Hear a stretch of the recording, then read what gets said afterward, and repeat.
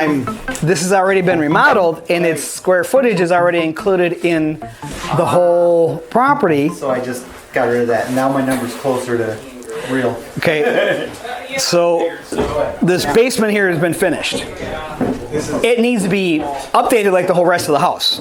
And so Kurt's number was off because he threw in a budget to remodel the basement, but it's already calculated in all of our numbers because our numbers are painting, floor, and we're taking the total square footage of the house, and because it's already finished, it's already added in our total square footage. Okay. So all this has already been calculated in, so you didn't need that extra number. Right. So I got rid of that number, and mine is more realistic now. Okay. Thank you. Because you probably would have had another 10 or 15,000. Yeah.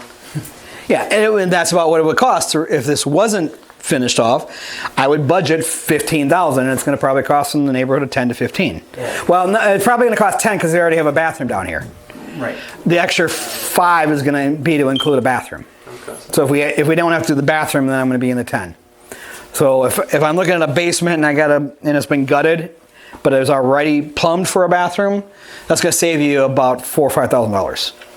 If you have to plumb for the bathroom, like cut up the concrete, run new drain and new supply lines for a bathroom, for a vanity, for a toilet and a tub or shower, you're going to add a couple extra $1,000 for doing that. Now you're going to be in that $15,000 range on a typical basement about this size.